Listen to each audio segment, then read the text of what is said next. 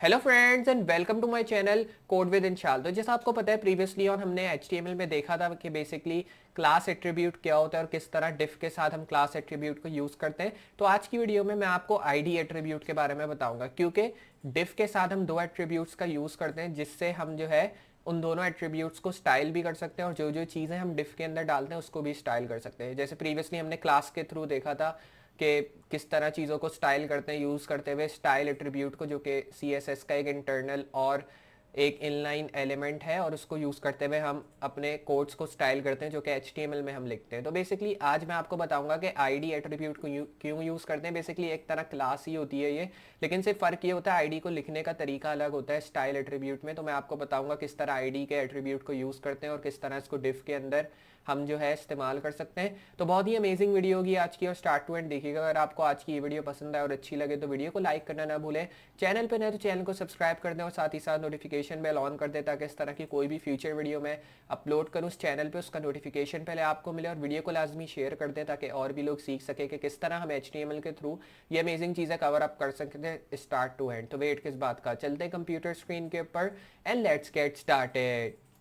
तो आ चुके हैं हम लोग अपनी कंप्यूटर स्क्रीन के ऊपर। जैसा मैंने आपको स्टार्ट में बताया कि आज की वीडियो में हम लोग जो है आईडी एट्रीब्यूट के बारे में जानेंगे कि बेसिकली आईडी एट्रीब्यूट क्या होता है। क्योंकि प्रीवियस वीडियो में हमने क्लास एट्रीब्यूट के बारे में तो देखा ही था कि किस तरह हम डिफ के अंदर क्लास एट्रीब्यूट को यूज़ करते हैं, डिफाइन करते हैं, और फिर अगर हमें उसको CSS या जावास्क्रिप्ट में यूज़ करना होता है तो किस तरह यूज़ करते हैं। उसी तरह आईडी एट्रीब्यूट भी हम यूज़ करते हैं डिफ एलिमेंट के अंदर। तो मैं आपको आज की वीडियो में बताऊंगा कि आईडी एट्रीब्यूट को डिफ एलिमेंट के अंदर किस तरह यूज़ करते हैं और बेसिकली किस तरह हम CSS और जावास्क्रिप्ट में आईडी एट्रीब्यूट को डिफाइन करते हैं।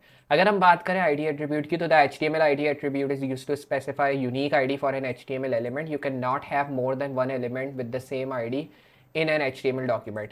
तो अगर हम क्लास की बात करें तो क्लास में ये था कि एक क्लास एट्रीब्यूट डिफाइन करता था हर एलिमेंट को, मीन्स एक क्लास एट्रीब्यूट के जरिए आप डिफरेंट एलिमेंट्स को डिफाइन करते हैं। लेकिन वहीं पे अगर आईडी एट्रीब्यूट की बात करें तो आईडी एट्रीब्यूट सिर्फ एक यूनिक आईडी को स्पेसिफाई करने के लिए हम यूज़ करते हैं एक HTML एलिमेंट के अंदर।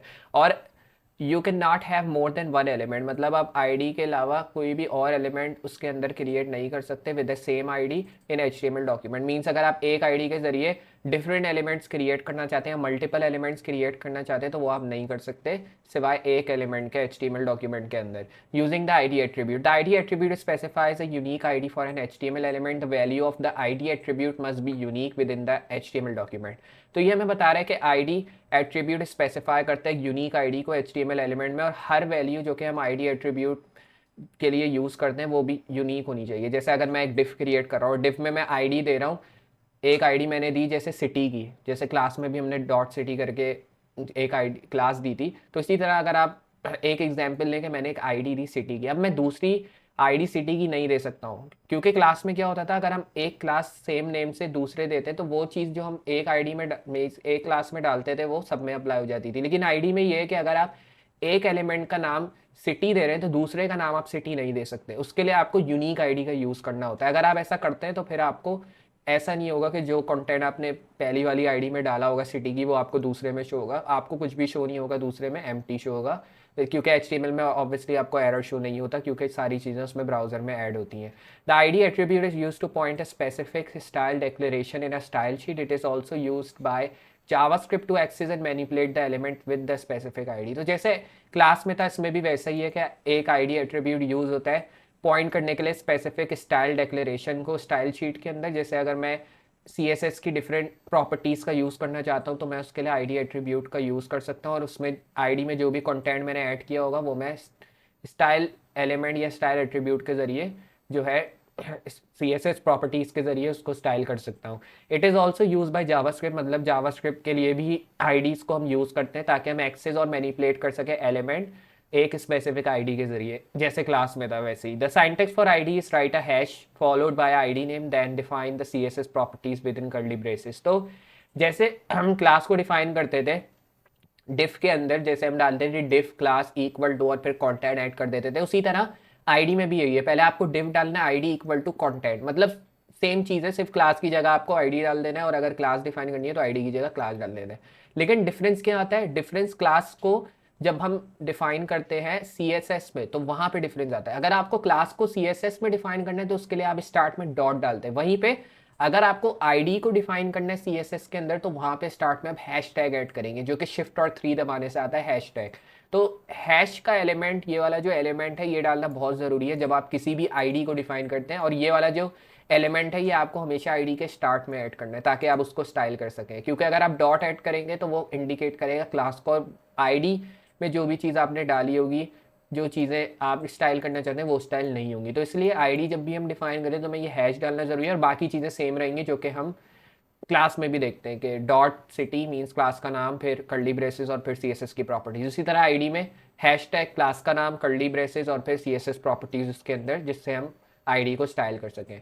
जैसे in the following example we have an h1 element that points to the ID name my header, means एक आईडी का नाम हमने ऐड किया हुआ है माई हेडर, और इस माई हेडर की आईडी में मैंने एक HTML element will be style according to the my header style definition in the head section. Means इस माई हेडर वाली आईडी में मैंने एक h1 वाला एलिमेंट ऐड किया हुआ है जो कि स्टाइल होगा अकॉर्डिंग टू माई हेडर वाली स्टाइल डेफिनेशन के अंदर, जो कि हमने हेड सेक्शन में ऐड किए। तो यहाँ पे मैं क्या करूँगा, मैं इसको कॉपी कर लूँगा इन सारी चीज़ों को जो कि मैंने यहाँ पे ऐड किया, और फिर मैं इसको पेस्ट कर दूँगा VS कोड के अंदर। तो मैं यहाँ पे आ जाऊँगा और फिर मैं यहाँ सारी चीज़ों को पेस्ट कर दूँगा इस तरह। एक काम करते हैं, डायरेक्टली Ctrl+V कर देते हैं ए करके। तो यहाँ पे सारी चीज़ें हो गई। अब मैं आता हूँ ब्राउज़र में और यहाँ पे रिलोड करता हूँ। रिलोड करने के बाद अगर मैं आपको दिखाऊँ तो यहाँ पे माई हेडर जो है स्टाइल हो चुका है, बैकग्राउंड पे जो कलर हमने ऐड किया वो आ रहा है। यहाँ पे मैं क्या करूँगा, मैं जस्ट यहाँ पे टाइटल ऐड कर देता हूँ सबसे पहले। और टाइटल में मैं ऐड कर दूँगा div id। सेव करेंगे और फिर आके रिलोड करेंगे यहाँ, और यहाँ पे आपको div id का टाइटल शो हो गया। उसके साथ माई हेडर में जो भी चीज़ हमने ऐड की थी वो भी हमें शो हो गई, बैकग्राउंड पे कलर वगैरह। अगर मैं आईडी दिखाऊं तो आईडी डालने का सेम तरीका है। आईडी आप किसी भी टैग में ऐड कर सकते हैं, और क्लास का भी यही है, किसी भी टैग में आप ऐड कर सकते हैं। लेकिन डिव के अंदर हम इसलिए ऐड करते हैं क्योंकि डिव एक मेन एलिमेंट होता है आईडी और क्लास के लिए। वैसे आईडी और क्लास आप किसी भी एलिमेंट में ऐड कर सकते हैं, ज़रूरी नहीं है आप डिव में करें। जैसे आईडी मैंने एक h1 के एलिमेंट में अभी ऐड किया, और h1 के एलिमेंट में मैंने आईडी का जो नाम दिया है वो माई हेडर दिया। अभी मैं अगर क्लास भी डिफाइन करूंगा तो क्लास भी सेम तरीके से डिफाइन करूंगा, सिर्फ आईडी की जगह यहाँ मैं क्लास लिख दूंगा, बाकी चीज़ें सेम रहेंगी। अगर आपको एलिमेंट का क्लास का नाम चेंज करना है तो वो आप कर सकते हैं, लेकिन अभी के लिए फ़िलहाल हमने आईडी का नाम माई हेडर दिया तो हम कंसिडर करेंगे माई हेडर को। और मैंने आईडी का नाम माई हेडर इसलिए दिया क्योंकि ऑब्वियसली ये मेरी हेडिंग है, इसलिए मैंने इसको आईडी का नाम माई हेडर दे दिया। सिंपली आप कोई भी नाम दे दें, वो ज़रूरी नहीं है। आईडी में जब हमने ये माई हेडर का नाम दिया तो उसके अंदर मैंने कंटेंट भी ऐड किया ऑब्वियसली, ताकि हम इसको स्टाइल कर सकें, जिसमें मैंने हेडिंग का नाम दिया माई हेडर। तो यहाँ पे हमारी हेडिंग जो है ये हमें शो हो जाएगी ब्राउजर में। अब अगर मुझे इस आईडी को स्टाइल करना है तो मैं क्या करूँगा, मैं स्टाइल एट्रीब्यूट क्रिएट करूँगा, या मैं इनलाइन CSS के थ्रू भी कर सकता हूँ, लेकिन उससे थोड़ी कंफ्यूजिंग हो जाएगी चीज़। तो इसलिए मैं जो है एक स्टाइल एट्रीब्यूट सिंपली क्रिएट करूँगा, और फिर उसके अंदर जो मुझे आईडी डिफाइन करनी होगी वो हैश टैग पहले ऐड करना होगा आईडी को डिफाइन करने के लिए। तो मैं स्पेसिफाई करूँगा हैश टैग, और हैश टैग स्पेसिफाई करने के बाद मैं अपनी आईडी का नाम डालूंगा। मींस आईडी के अंदर जो कंटेंट मैंने ऐड किया है वो मैं यहाँ डालूंगा माई हेडर का। उसके बाद कर्ली ब्रेसेस क्रिएट करूँगा, और फिर जो जो प्रॉपर्टीज़ मुझे इस आईडी को स्टाइल करने के लिए ऐड करनी है वो मैं ऐड करूँगा। जैसे मैंने बैकग्राउंड कलर ऐड किया, कलर टेक्स्ट का ऐड किया, पैडिंग ऐड की, टेक्स्ट अलाइंस ऐड की। जैसे मुझे सेंटर में टेक्स्ट चाहिए तो मैं सेंटर में कर दूंगा, और अगर आप बॉर्डर भी ऐड करना चाहते हैं तो वो भी कर सकते हैं, वो आपकी मर्ज़ी है। अगर मैं यहाँ बॉर्डर ऐड करता हूँ, जैसे बॉर्डर 2 पिक्सल सॉलिड ब्लैक, तो यहाँ पे आपको एक ब्लैक कलर का बॉर्डर भी शो हो जाएगा बैकग्राउंड पे। मैं करूँगा सेव और फिर आके रिलोड करते हैं, तो यहाँ पे देख रहे हैं बैक कलर का बॉर्डर भी हमें शो हो गया। तो इस तरह करके आप डिव आईडीज़ और क्लासेस का यूज़ कर सकते हैं। और आज की वीडियो में हमने ये देखा कि डिव आईडीज़ को किस तरह यूज़ करते हैं। अगर हम डिफरेंस बिटवीन क्लास और आईडी देखें तो a class name can be use by multiple HTML elements while an ID name must be only use by one HTML element within the page. तो ये हमें बता रहा है कि एक डिफरेंस दोनों में ये है कि अगर आप क्लास की बात करें तो क्लास डिफरेंट एलिमेंट के लिए एक ही तरह से यूज़ कर सकते हैं। मीन्स अगर मुझे एक ही क्लास नेम को मल्टीपल HTML एलिमेंट के साथ यूज़ करने तो वो मैं कर सकता हूँ। लेकिन वहीं पे अगर आईडी की बात करें तो आईडी जो है सिर्फ एक ही HTML एलिमेंट के अंदर आप यूज़ कर सकते हैं डॉक्यूमेंट के अंदर। तो अगर यहाँ पे मैंने डिफरेंट आईडीज़ डिफाइन की और सब आईडीज़ में मैंने माई हेडर का सेम ही नेम डाला है और फिर मैं उसको डिफाइन करा तो आईडी इस तरह नहीं चलेगी। लेकिन वहीं पे क्लासेस की बात करें तो अगर मैं डिफरेंट क्लासेस क्रिएट कर रहा हूँ सेम नेम के साथ, तो आप जो है देखेंगे कि वो सारे जो स्टाइलिंग मैंने एक क्लास में ऐड किए वो सब में मुझे शो होगी, क्योंकि क्लास का नेम सब में सेम डालूंगा। लेकिन वहीं पे यही चीज़ अगर हम आईडी के साथ करेंगे तो ये काम नहीं करेगी। तो इस तरह एक डिफरेंस हमें दोनों में ये देखने को मिलता है, जो कि एक बहुत ही आप कह सकते हैं एक बहुत ही कॉमन आप कह सकते हैं डिफरेंस है। HTML book mark with ID and links, तो आप इसमें देखेंगे कि HTML book mark are used to allow readers to jump to a specific parts of a web page. Bookmarks can be useful if your page is very long, मतलब book mark useful हो सकते हैं अगर आपका page long है या आपका document long है। उसकी एग्जांपल भी कुछ इस तरह है कि ID C4 मीन्स चैप्टर 4 की मैंने एक ID ऐड की है, उसके बाद मैं इसके अंदर एक लिंक ऐड करूंगा बुक मार्क का, जो कि हमें ले जाएगा चैप्टर 4 में with in the same page, जो कि बहुत ही अमेजिंग चीज़ है, जो कि आप यूज़ कर सकते हैं आईडी के साथ या href के एलिमेंट के साथ। और फिर अगर डायरेक्टली आपको आईडी एट्रीब्यूट जावास्क्रिप्ट के अंदर यूज़ करनी है तो उसके लिए आप देखेंगे कि basically the ID attribute can be also be use by JavaScript to perform some task for that specific element. JavaScript can access an element with a specific ID with the get element by ID method. Means अगर हमें class का use करना है तो हम use करेंगे gate element bye class name, और जब हमें आईडी का यूज़ करना है तो मैं इस फंक्शन को यूज़ करूँगा जावास्क्रिप्ट के अंदर, जो कि गेट एलिमेंट बाय आईडी का मेथड है। इसके अंदर मैं आईडी का नाम दूंगा, जैसे आईडी का नाम माई हेडर है तो मैंने माई हेडर दिया, फिर डॉट इनर HTML ऐड करूँगा इक्वल टू, फिर मुझे आईडी में जो चीज़ स्पेसिफाई करनी है वो मैं ऐड करूँगा। जैसे हैव अ नाइस डे एक मैंने ग्रीटिंग मैसेज ऐड करना है अपनी आईडी में, तो मैं इस ग्रीटिंग मैसेज को ऐड करके सेव करके रिलोड करूँगा, तो स्क्रिप्ट में मुझे ये ग्रीटिंग मैसेज शो हो जाएगा।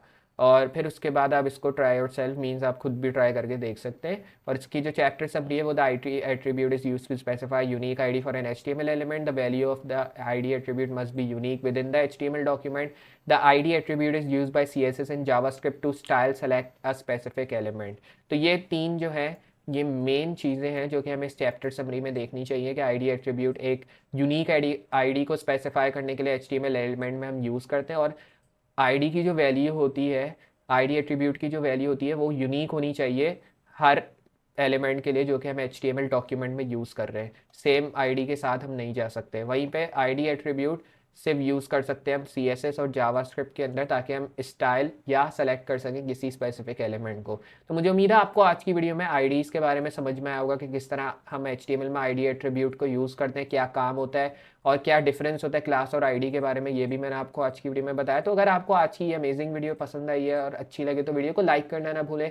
चैनल पे नए तो चैनल को सब्सक्राइब कर दें और साथ ही साथ नोटिफिकेशन बेल भी ऑन कर दें, ताकि इस तरह की कोई भी फ्यूचर वीडियो मैं अपलोड करूँ उस चैनल पे उसका नोटिफिकेशन पहले आपको मिले। और वीडियो को शेयर कर दे ताकि और भी लोग सीख सके कि किस तरह हम क्रिएट कर सकते हैं अमेजिंग चीज़ें यूज़ करते हुए डिफरेंट लैंग्वेजेस को। तो मैं मिलता हूँ अगली वीडियो में इसी तरह की अमेजिंग और हेल्पफुल चीज़ों के साथ, तब तक के लिए गुड बाय।